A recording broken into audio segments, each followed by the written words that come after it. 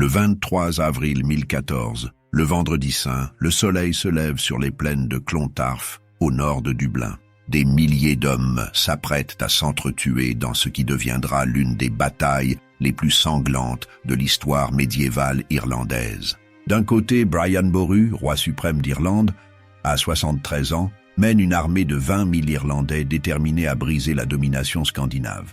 De l'autre, une coalition hétéroclite réunissant Vikings de Dublin, guerriers des Orcades, des Hébrides et rebelles irlandais du Leinster. Ce jour-là, 7000 hommes mourront dans un bain de sang qui mettra fin à 2 siècles de raids vikings en Irlande. Mais cette victoire coûtera la vie au vieux roi qui l'a rendue possible. L'an 795 marque le début du cauchemar. Les premiers dracars vikings accostent sur les côtes irlandaises. Ces guerriers, venus de Scandinavie, ne cherchent d'abord qu'à piller. Les monastères, riches et mal défendus, deviennent leur cible favorite. Iona, au lieu de la spiritualité chrétienne, tombe sous leurs coups. Les moines construisent des tours rondes pour cacher leurs reliques, mais rien n'arrête vraiment ces hommes du Nord. En 841, tout change. Les Vikings ne se contentent plus de raids éclairs. Ils s'installent. Dublin naît de leurs mains, premier camp permanent qui deviendra la future capitale irlandaise. Waterford, Wexford, Cork, Limerick suivent. Ces comptoirs commerciaux transforment le paysage irlandais. Jusqu'alors, l'île vivait dans un monde rural, fragmenté en dizaines de royaumes celtes rivaux. Les Vikings apportent le commerce maritime, l'urbanisation, la navigation. Mais ils apportent aussi la terreur, l'esclavage, le tribut forcé. Au milieu du Xe siècle, les Scandinaves contrôlent presque tous les ports majeurs d'Irlande. Leur pouvoir grandit, leur influence s'étend. Ils ne sont plus de simples pillards. Ils se marient avec des Irlandaises, s'allient avec certains clans celtes, jouent à le jeu politique local. La frontière entre envahisseurs et habitants se brouille. Certains Vikings se convertissent au christianisme. Des rois irlandais épousent des princesses scandinaves. L'Irlande devient un monde hybride, où Celtes et Nordiques coexistent dans un équilibre précaire fait d'alliances temporaires et de trahisons constantes. En 941, dans le Thomond, région correspondant à l'actuel comté de Clare, naît Brian mac Sénétig. Son père, Sénétig mac Lorcain, règne sur le petit royaume des Dál Cais, un clan qui n'a rien d'exceptionnel dans le paysage politique irlandais. Les 500 Sal Cais sont des vassaux des puissants Eoganachta, qui dominent le Munster depuis des siècles depuis leur forteresse de Cashel. Brian grandit dans un monde violent, où les raids vikings font partie du quotidien. L'enfance de Brian bascule dans l'horreur. Les Vikings attaquent son village, tuant membres de sa famille et proches. Sa mère périt sous leurs coups. Cette violence traumatisante forge le caractère du jeune Brian. Il ne sera jamais ce petit roi provincial se contentant de gérer son territoire. Il veut la vengeance. Il veut le pouvoir. Il veut libérer l'Irlande. En 951, son père Sénétig meurt. Son frère aîné Mat Gamin prend la tête des Dál Cais. Brian, à peine adolescent, combat déjà à ses côtés. Les deux frères partagent la même obsession, briser le joug des Eoganachta et chasser les Vikings de Limerick qui contrôlent le Shannon, artère vitale de la région. Mat Gamin, chef militaire talentueux, remporte plusieurs victoires. En 964, il réalise l'impensable. Il s'empare de la roche de Cashel, siège ancestral du pouvoir des Eoganachta. Les 500 Sal Cais, hier vassaux, deviennent rois de Munster. Mais le succès attire la jalousie. En 976, Mat Gamin tombe dans un piège tendu par les Eoganachta et leurs alliés vikings. Il est assassiné. Brian, à 35 ans, hérite du pouvoir. Sa première action, la vengeance. Il traque les assassins de son frère et les extermine méthodiquement. Puis il affronte Mael Muad mac Brain, le roi Eoganacht qui a orchestré le meurtre. En 978, à la bataille de Bellach Lechta, Brian écrase ses ennemis. Mael Muad meurt sur le champ de bataille. Brian devient incontesté roi de Munster. Brian ne s'arrête pas là, il voit plus grand. Le titre de Ard ri Érenn, le roi suprême d'Irlande, a toujours été plus symbolique que réel. Traditionnellement, les Uí Néill du Nord se le transmettent de génération en génération. Mais Brian veut transformer ce titre creux en pouvoir véritable. Il veut unifier l'Irlande sous une seule autorité, la sienne. En 982, il attaque le royaume d'Osraige, qui sépare le Munster du Leinster. Mael Sechnaill mac Domhnaill, le Ardri en titre, réagit immédiatement. Il mène l'armée des Uí Néill contre Brian et brise l'arbre sacré de Mag Adair, site d'investiture des Dál Cais. Ce geste symbolique vise à délégitimer Brian, mais le roi de Munster n'en a cure. Il continue sa progression. En 997, après des années de guerre, Brian et Mael Secnaill se rencontrent à Clonfert. Ils signent un accord. Chacun contrôle la moitié de l'Irlande. Brian règne sur le sud, Mael Secnaill sur le nord. Cette paix fragile ne dure pas. Brian harcèle constamment le territoire de Mael Secnaill, testant sa résistance, grignotant son pouvoir. En 999, le roi de Leinster Mileael Morda mac Murchada et Sigtrig Silkbeard, roi viking de Dublin, se rebellent. Brian les affronte à la bataille de Glen Mileama. Le combat est d'une violence inouïe. Les sources parlent d'un carnage où le sang coule en rivière. Brian l'emporte. Il prend Dublin, pille la ville pendant plusieurs semaines, brûle les fortifications vikings. Sigtrig s'enfuit, cherche des alliés parmi les tribus irlandaises. Personne ne le soutient. Il revient à Dublin battu et se soumet à Brian. Pour sceller la paix, Brian organise un double mariage. Il donne sa fille Slane à Sigtrig et lui-même épouse Gormflaith, la mère de Sigtrig et sœur de Mael Morda. Cette femme, déjà 3 fois mariée, est une figure politique majeure. Belle, intelligente, manipulatrice selon les sources, elle incarne les jeux d'alliance complexes de l'Irlande médiévale. Pendant quelques années, Dublin connaît la paix. Les guerriers de Sigtrig combattent même aux côtés de Brian. En 1002, Mael Secnaill, épuisé par les attaques incessantes de Brian, abdique. Sans combattre. Il reconnaît Brian comme seul ardri d'Irlande. Pour la première fois depuis des siècles, l'Irlande a un roi suprême qui exerce un pouvoir réel sur l'ensemble de l'île. Brian a 61 ans. Il a consacré sa vie à cette conquête, mais son triomphe ne sera pas durable. Le problème avec les empires construits par la force, c'est qu'ils reposent sur la crainte. Dès que celle-ci faiblit, les rébellions éclatent. Brian, malgré son intelligence politique, ne parvient pas à gagner l'adhésion de tous. Son ancien rival Mael Morda du Leinster accepte mal sa soumission. Sigtrig Silkbeard, bien qu'allié par mariage, n'oublie pas l'humiliation de 999 quand Brian a brûlé Dublin. Et Gormflaith, l'épouse de Brian, nourrit ses propres ambitions. Vers 1012, Brian répudie Gormflaith. Les raisons exactes restent floues. Incompatibilité? Méfiance politique? Conflit personnel? Les chroniques ne donnent pas de détails précis. Ce divorce déclenche une réaction en chaîne. Gormflaith, humiliée, furieuse, commence à comploter. Elle manipule son frère Mael Morda, lui reprochant d'accepter le joug de Brian. Elle pousse son fils Sigtrig à la révolte. La même année, Mael Morda entre officiellement en rébellion. Il refuse de payer tribut à Brian. Il rassemble ses guerriers du Leinster. Sigtrig le rejoint, mobilisant les Vikings de Dublin. Ensemble, ils affrontent Mael Secnaill, l'ancien ardri qui est maintenant allié de Brian, près de Swords. Ils remportent la bataille. Brian ne peut pas intervenir immédiatement. Les rebelles en profitent pour consolider leur position. Sigtrig envoie son fils Oleif avec une flotte vers le sud.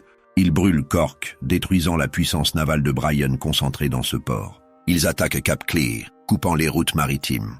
Ces coups sont durs. Brian réagit en lançant des raids autour de Dublin, empêchant d'autres clans irlandais de rejoindre les rebelles. Mais il sait que cette rébellion sera différente, plus organisée, plus dangereuse. Gormflaith ne s'arrête pas là. Elle convainc Sigtrig de chercher des alliés au-delà des mers. Le roi de Dublin part en voyage, traversant les eaux vers le nord. Sa première destination, les Orcades. Là règne Sigurd Lodvirson, jarl puissant et guerrier redoutable. Sigtrig lui promet la main de Gormflaith et le titre de roi d'Irlande s'il l'aide à vaincre Brian. Sigurd accepte. Il rassemble ses berserkers, ses guerriers féroces réputés invincibles, protégés par des côtes de mailles que l'acier ne peut transpercer. Sigtrig poursuit vers l'île de Man. Là vivent 2 frères vikings, Brodir et Ospak, chefs de guerre mercenaires. Sigtrig fait à Brodir la même promesse qu'à Sigurd, Gormflaith et l'Irlande. Brodir, décrit comme un magicien chrétien aux cheveux si longs qu'il les glisse dans sa ceinture, accepte avec enthousiasme. Mais Ospak, plus sage, refuse. Il déclare qu'il ne combattra pas un si bon roi que Brian. Cette division entre les 2 frères montre la complexité de la situation. Tous les Vikings ne sont pas du côté des rebelles. Certains respectent Brian. La saga islandaise Njals Saga raconte une scène étrange. Une nuit, sur l'île de Man, un bruit terrifiant réveille Brodir et ses hommes. Ils voient des corbeaux géants combattre dans le ciel, du sang tombant comme de la pluie. Les devins interprètent ce présage. Une grande bataille approche, où beaucoup mourront. Brodir, superstitieux, hésite un instant. Puis son ambition l'emporte. Brian, de son côté, n'est pas inactif. Il mobilise toutes ses forces. Il envoie des messagers à travers l'Irlande, rappelant les serments, activant les alliances. Son ancien rival Mael Secnaid, l'ex-Ardri, rejoint son camp. Les rois du Connacht, Mael Ruanaid Oua Aidin et Tadg Oua Tselai, viennent avec leurs hommes. L'armée de Brian gonfle. 20 000 guerriers se rassemblent sous ses bannières. C'est une force immense pour l'époque. Mais Brian a 73 ans. C'est un vieillard selon les standards médiévaux. Il a passé sa vie à combattre, à chevaucher, à guerroyer. Son corps porte les cicatrices de dizaines de batailles. Pourra-t-il mener ses hommes au combat? Cette question hante les esprits. Au printemps 1014, les forces de Brian se mettent en marche vers Dublin. La colonne militaire s'étire sur des kilomètres. Guerriers du Munster menés par Murchad, le fils de Brian, homme du Connacht sous leur roi. Dalcassien, le clan natal de Brian, commandé par Tuardelbach, son petit-fils de 15 ans, et Cudwilig, son frère.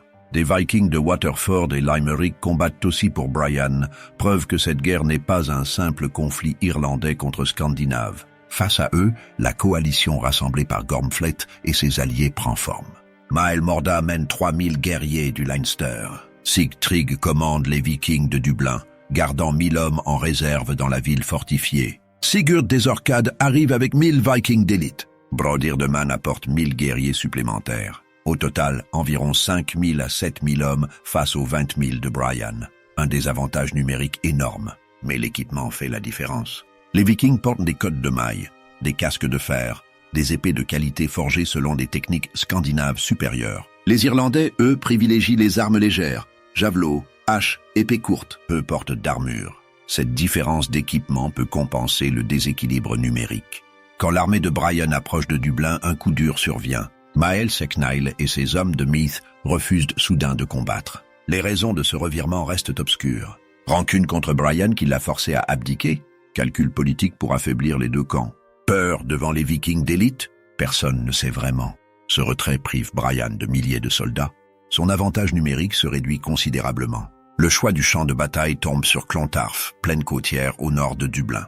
Le terrain offre de l'espace pour les grandes armées. La proximité de la mer permet aux Vikings une voie de retraite vers leurs navires. C'est un endroit stratégique où les caractéristiques géographiques joueront un rôle crucial. Le jeudi 22 avril, veille de la bataille, les deux armées campent à portée de vue l'une de l'autre. Les feux de camp scintillent dans la nuit. Les hommes aiguisent leurs armes, vérifient leurs équipements, prient. Brian, dans sa tente, réfléchit. Demain est le vendredi saint, jour de la mort du Christ. Un jour terrible pour verser le sang. Mais il n'a pas le choix. Cette bataille déterminera l'avenir de l'Irlande. L'aube du 23 avril 1014 se lève sur Clontarf. Les armées se déploient. Du côté Viking Leinster, la formation s'organise en 5 divisions. Sur l'extrême gauche, le fils de Sigtrig commande 1000 Dublinois qui ont choisi de combattre en rase campagne plutôt que de rester en réserve dans la ville. Au centre, 2 divisions de 1500 guerriers du Leinster menées par Mael Morda. Ces Irlandais rebelles sont moins bien équipés que leurs alliés scandinaves, mais ils connaissent le terrain. Au centre, les 1000 Vikings des Orcades de Sigurd forment le bloc le plus redoutable, protégés par leurs armures, portant leurs bannières de guerre. Sur l'extrême droite, près de la plage, les 1000 guerriers de Brodir de Man complètent la ligne. Face à eux, l'armée de Brian se dispose également. Sur la droite irlandaise, 1000 mercenaires étrangers et Vikings manquent soit favorables à Brian. À leur gauche, 1500 guerriers du Connacht regroupés sous leur roi. Au centre, le gros de l'armée. Plus de 2000 hommes du Munster commandés par Murchad, le fils de Brian, un guerrier dans la force de l'âge. Sur l'extrême gauche irlandaise, 1400 Dalcassiens menés par le jeune Tuardelbach et Cudwilig. Brian, lui, ne prendra pas part au combat. À 73 ans, il ne peut plus se battre. Certaines sources disent qu'il passera la bataille en prière dans sa tente, car c'est le vendredi saint et il est profondément chrétien. D'autres suggèrent qu'il supervise depuis l'arrière, dirigeant la stratégie. Sigtrig Silkbeard, de son côté, observe depuis les remparts de Dublin avec sa mère Gormflet. Il garde ses 1000 hommes en réserve, prêts à intervenir si nécessaire ou à défendre la ville si la bataille tourne mal. Le signal est donné. Les deux armées s'élancent. Le choc est d'une violence inouïe. Les javelots irlandais volent vers les lignes vikings, rebondissant sur les côtes de mailles. Les archers tirent salve après salve. Puis les lignes se percutent. Le fracas du métal contre le métal, les cris des mourants, les ordres hurlés des commandants créent une cacophonie assourdissante. Sur l'aile gauche viking, les Dublinois affrontent les mercenaires de Brian. Le combat est féroce mais équilibré. Sur l'aile droite, près de la plage, les guerriers de Brodir se heurtent aux Dalcassiens. Ces derniers, animés par la fierté de clan et la volonté de venger leurs anciens griefs, combattent avec une furie désespérée. Le jeune Toirdelbach, malgré ses 15 ans, mène la charge avec bravoure. Au centre, la bataille atteint son paroxysme. Murchad, le fils de Brian, affronte directement les lignes du Leinster et les Vikings des Orcades. C'est là que se joue le sort de la journée. Murchad, guerrier expérimenté de 50 ans, inspire ses hommes. Il combat au premier rang, sa présence galvanisant les Irlandais. Les Vikings de Sigurd, derrière leurs boucliers, résistent farouchement. Les deux masses s'entrechoquent, reculent, avancent à nouveau dans un balai mortel. La bataille dure des heures. Certains historiens modernes, comme le géologue Samuel Houghton, qui a étudié les horaires de marée, estiment qu'elle commence vers 5h30 du matin et se poursuit jusqu'à 17h55, soit plus de 12 heures de combat continu. C'est un exploit d'endurance physique incroyable. Les hommes combattent jusqu'à l'épuisement total.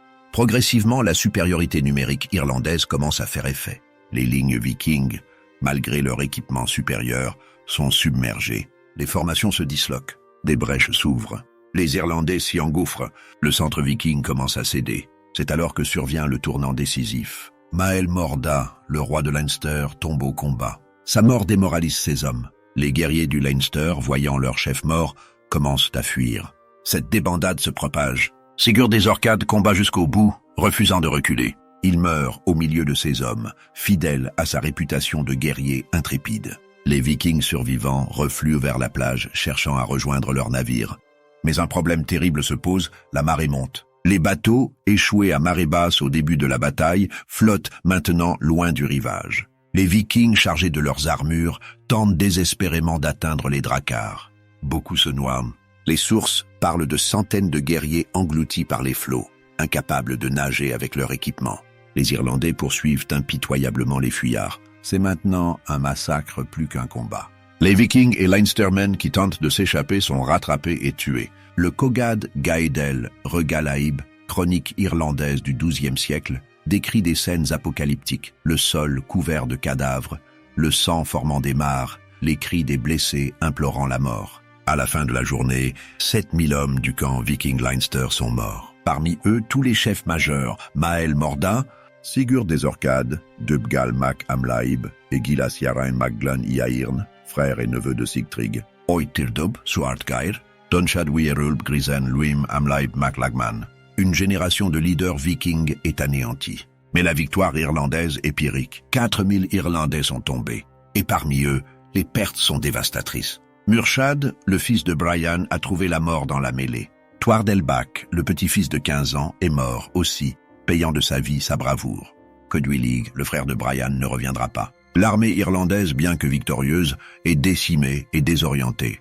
Brian, dans sa tente, prie. Les chroniques affirment qu'il passe la bataille à implorer Dieu, demandant la victoire mais acceptant la volonté divine. Quand la nouvelle de la victoire lui parvient, il rend grâce. Ses hommes ont triomphé. Les Vikings sont brisés. Son rêve d'une Irlande unifiée semble accompli, mais le destin a d'autres plans. Dans le chaos qui suit la bataille, des groupes de Vikings tentent de s'échapper à travers la campagne. L'un d'eux, mené par Brodir de Man, se déplace en essayant d'éviter les patrouilles irlandaises. Par hasard, ou en cherchant délibérément le commandant ennemi, il tombe sur la tente de Brian. La protection est minimale. Les gardes sont partis pour suivre les fuyards ou célébrer la victoire. Brian est seul, ou presque. Il est à genoux, en prière. Les Vikings surgissent. Brian se lève, mais que peut faire un homme de 73 ans face à des guerriers professionnels? Brodir le frappe de sa hache. Le vieux roi s'effondre. Les Vikings achèvent leur œuvre puis s'enfuient. Quand les Irlandais découvrent le corps de Brian, c'est l'horreur. Leur chef, celui qui les a menés à la victoire pendant des décennies, celui qui a unifié l'Irlande, est mort assassiné après le combat. La joie de la victoire se transforme en deuil. Les soldats, déjà épuisés et traumatisés, perdent toute cohésion. Personne ne pense à exploiter la victoire. Personne ne marche sur Dublin pour la prendre définitivement. L'armée se disperse, chacun rentrant chez soi, portant la nouvelle de la victoire et de la mort du roi. Les sources racontent que Brodir fut capturé peu après. Les Irlandais lui infligèrent une mort atroce en représailles, éviscération publique selon certaines versions. Le meurtrier du grand Brian Boru devait payer de la pire façon possible. Le corps de Brian est transporté vers Armagh, le siège spirituel de l'Irlande chrétienne. Il est inhumé dans la cathédrale Saint-Patrick, qu'il avait soutenue financièrement pendant sa vie. Ses funérailles attirent des milliers de personnes. Toute l'Irlande pleure l'homme qui a failli unifier l'île. Dans les jours qui suivent Clontarf, la situation politique irlandaise bascule dans le chaos. Brian avait 2 fils survivants, Donnchad mac Brian, son fils avec Gormflet, et Tadc mac Brian, son fils avec une autre épouse. Donnchad rassemble les forces dalcassiennes à Clontarf et les ramène à Seine-Corrad. Il prétend au titre de roi de Munster, mais son autorité est contestée. En quelques semaines, les Dalcassiens combattent leurs anciens maîtres, les Eogannacht Raithlind. L'unité forgée par Brian s'effondre. Tad se rejoint d'abord son frère contre les Eogannacht. Mais en 1023, Donnchad ordonne l'assassinat de Tadc, éliminant un rival potentiel. Cette fratricide montre à quel point l'empire de Brian était personnel, reposant sur sa seule autorité. Sans lui, les ambitions individuelles reprennent le dessus. Mael Sechnaill mac Domhnaill, l'ancien Ardri qui avait refusé de combattre à Clontarf, profite du vide. Il se fait à nouveau reconnaître comme roi suprême d'Irlande. Ironiquement, celui qui avait abdiqué en 1002 devant Brian récupère le titre qu'il avait perdu. Il règne jusqu'à sa mort en 1022. Sigtryg Silkbeard reste roi de Dublin jusqu'en 1036. Il n'a pas combattu à Clontarf, observant depuis les remparts. Cette prudence lui a sauvé la vie et son royaume. Mais Dublin est affaibli. En 1015, une épidémie de peste frappe la ville et le Leinster.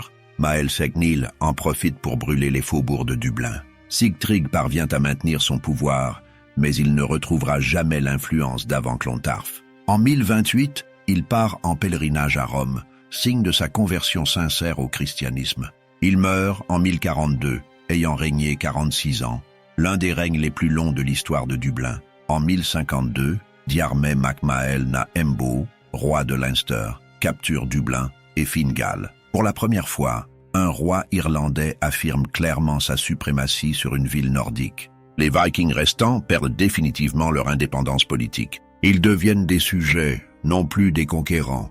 Clontarf marque la fin des ambitions militaires vikings en Irlande. Après 1014, aucune armée scandinave de grande envergure ne débarque sur l'île. Les raids sporadiques continuent pendant quelques années, mais ce ne sont que les derniers soubresauts d'une époque révolue. Les Vikings comprennent qu'ils ne peuvent pas soumettre l'Irlande militairement. La résistance irlandaise, incarnée par Brian Boru, a prouvé que les hommes du Nord ne sont pas invincibles. Les Scandinaves restants changent de stratégie. Ils abandonnent la conquête pour le commerce. Dublin, Waterford, Wexford, Cork, Limerick restent des villes à forte population nordique, mais ces communautés s'intègrent progressivement. Les mariages mixtes se multiplient. Les Vikings apprennent le gaélique, adoptent les coutumes locales, se convertissent massivement au christianisme. Une assimilation culturelle progressive transforme ces envahisseurs en Irlandais d'origine scandinave. Les Vikings apportent des contributions durables à l'Irlande. L'urbanisation qu'ils ont initiée transforme la structure sociale de l'île. Avant leur arrivée, l'Irlande était exclusivement rurale, organisée en petits royaumes dispersés. Les villes-comptoirs scandinaves deviennent des centres économiques, attirant artisans, marchands, intellectuels. Le commerce maritime se développe, brisant l'isolement relatif de l'Irlande. Les Irlandais apprennent la navigation océanique des Vikings, construisent leurs propres navires selon les techniques nordiques. Culturellement, l'influence scandinave se voit dans la langue, avec de nombreux mots d'origine norroise entrant dans le gaélique irlandais. L'art irlandais intègre des motifs vikings, créant un style hiberno-nordique unique. Même la structure politique évolue. Les rois irlandais adoptent certaines pratiques administratives scandinaves pour gérer leur territoire. Mais l'unification politique que Brian avait commencée ne survit pas à sa mort. L'Irlande retourne à sa fragmentation traditionnelle. Au XIe siècle, l'île compte entre 100 et 200 royaumes d'importance variable. Les 7 grandes provinces, Munster, Leinster, Connacht, Meath, Ailech, Airgala et Ulaid, continuent leur rivalité séculaire. Le titre de Ardri redevient symbolique, disputé entre descendants de Brian, les O'Brien et autres grandes familles. Aucun ne parviendra à reconstituer l'autorité qu'avait Brian. Les descendants de Brian, la dynastie O'Brien, dominent le Munster pendant des siècles. 3 autres rois O'Brien accèdent au titre de Ardri, Donnchad mac Brian, Tuardelbach Uabrian et Muir Sheartash Uabrian. mais aucun n'exerce le pouvoir effectif qu'avait Brian. En 1118, Tahir Delbach à Conchober, profitant des guerres fratricides entre O'Brien, envahit le Munster et le divise en deux au traité de Glanmire. Le Thomond va au fils de Diarmait à Brian, le Desmond au McCarthy. Le royaume de Brian est démembré. Au XIIe siècle, les O'Brien se replient sur le royaume de Thomond, correspondant au comté de Clare. Ils tentent de récupérer le Desmond, mais échouent face au McCarthy. Leur pouvoir se réduit progressivement. En 1276, le roi Édouard Ier d'Angleterre accorde tout le Thomond à Thomas de Clare, tentant d'imposer la domination normande. Mais les O'Brien résistent. En 1318, à la bataille de Dysart-Odea, ils écrasent les forces de Clare. Le Thomond reste hors de contrôle étranger pendant encore 2 siècles. Ce n'est qu'en 1542 que Murrough O'Brien, incapable de résister militairement à Henri VIII, se soumet. Il abandonne sa souveraineté, devenant comte de Thomond dans le nouveau royaume d'Irlande. La lignée royale des O'Brien se transforme en noblesse féodale, adoptant les règles de succession anglaises. Au fil des siècles, Brian Boru devient une figure mythique. Les nationalistes irlandais en font le symbole de la résistance contre l'envahisseur. L'image du vieux roi défiant les Vikings, unifiant l'Irlande sous son autorité, mourant en martyr après sa victoire, résonne puissamment dans un pays longtemps colonisé. Brian devient le héros national par excellence, l'incarnation de l'Irlande libre et fière. Mais cette vision simplifiée masque une réalité plus complexe.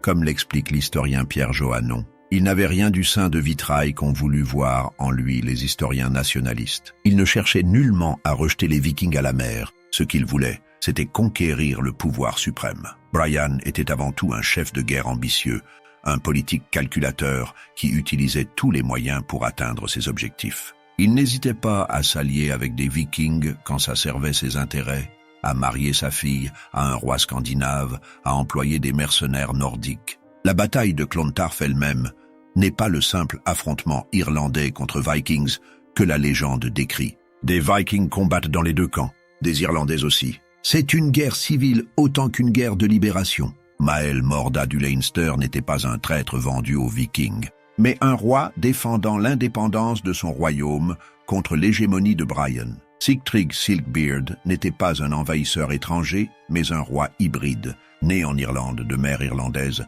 parlant probablement gaélique aussi bien que norrois. Pourtant, même en reconnaissant ces nuances, l'importance historique de Brian et de Clontarf reste incontestable. Brian a prouvé qu'un roi irlandais pouvait unifier l'île, défiant des siècles de traditions fragmentaires. Il a démontré que les Vikings n'étaient pas invincibles, qu'une armée irlandaise déterminée et bien commandée pouvait les vaincre en bataille rangée. Il a créé un modèle de gouvernement centralisé que ses successeurs tenteront de reproduire, même sans succès.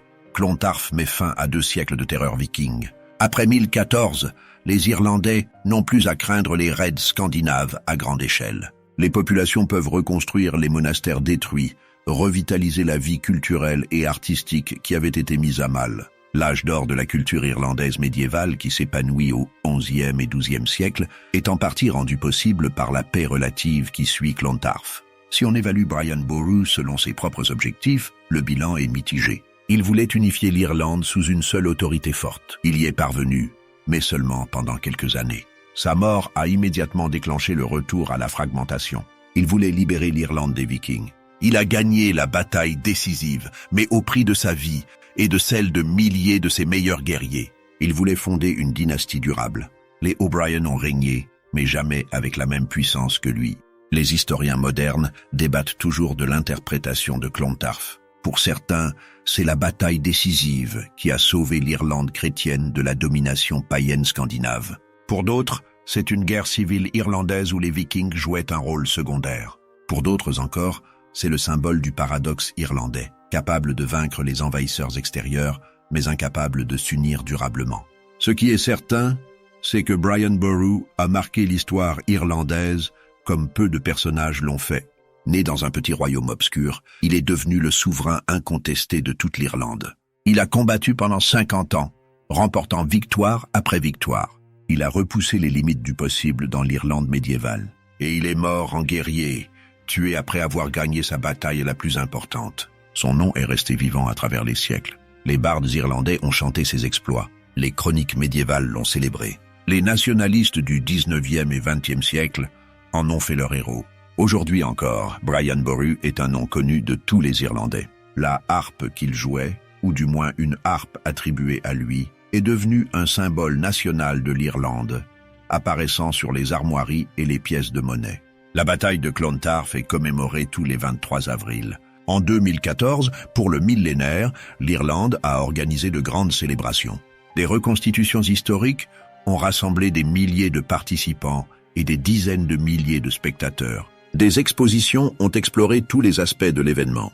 Des historiens ont publié de nouvelles recherches. Cette mémoire vivante montre que Clontarf reste un moment fondateur de l'identité irlandaise. Le 23 avril 1014, sur les plaines de Clontarf, deux visions de l'Irlande se sont affrontées. D'un côté, Brian Boru et son rêve d'unité nationale, d'une Irlande forte sous un seul roi, capable de repousser les envahisseurs et de tenir sa place parmi les royaumes d'Europe. De l'autre, les forces de la fragmentation, rois locaux défendant leur indépendance, Vikings luttant pour maintenir leurs comptoirs commerciaux, ambitions personnelles et rivalités ancestrales. La victoire militaire est allée à Brian. Les chiffres sont sans appel, 7000 morts chez les ennemis, la plupart des chefs adverses tués, les Vikings brisés, les rebelles écrasés. Mais le vieux roi a payé cette victoire de sa vie. Et avec lui, sont morts son fils, son petit-fils, son frère et des milliers de ses meilleurs guerriers. L'Irlande a gagné la bataille, mais perdu son unificateur.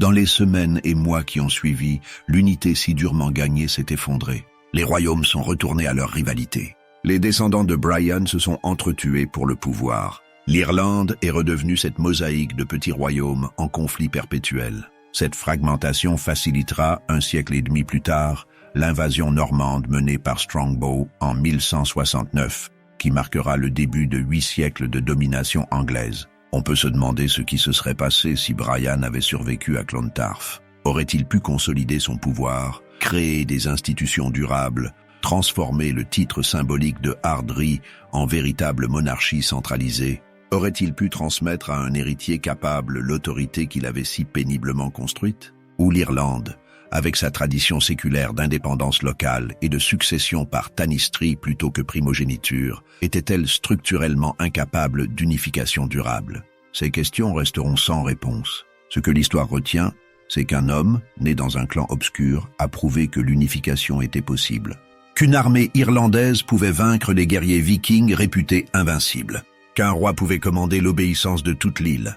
Pendant quelques années, Brian Boru a réalisé ce qui semblait impossible. Sa mort a mis fin au rêve, mais le rêve lui-même a survécu, inspirant les générations futures à tenter à nouveau d'unifier l'Irlande. Le 23 avril 1014, dans le sang et la boue de Clontarf, sous le regard du vieux roi assassiné, est né le mythe d'une Irlande unie. Ce mythe, aussi puissant que fragile, aussi inspirant que tragique, continue de résonner aujourd'hui. Brian Boru n'a pas créé une Irlande unie durable, mais il a prouvé que c'était possible.